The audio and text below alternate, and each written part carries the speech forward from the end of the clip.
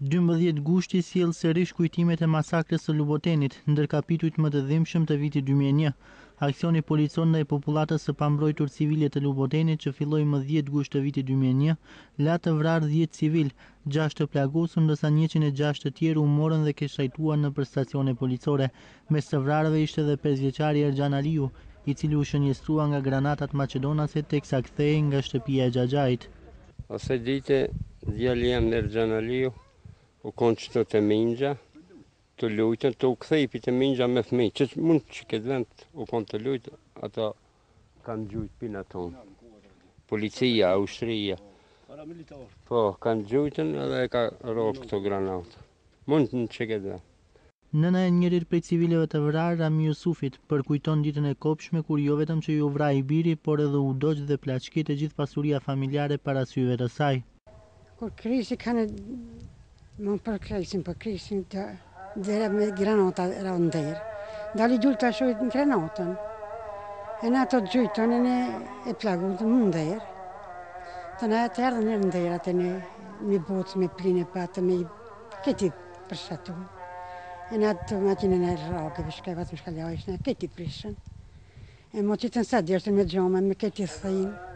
Djali i Ramiut nga ana tjetër, edhe pse ishte vetëm 1 vjeç kur vdekja gjeti babain e tij, thotë se edhe përkundër dhembjes familjarët janë krenar me të rënët.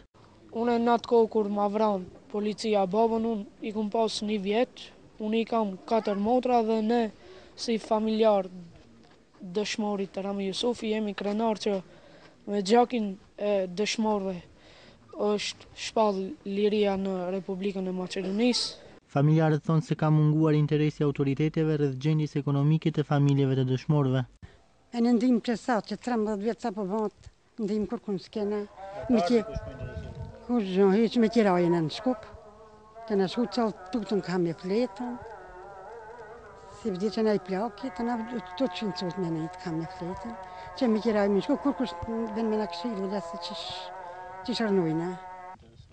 Kur kush, deri sot kur kush së interesu, vetëm gazetarë që kanë vetë diçka.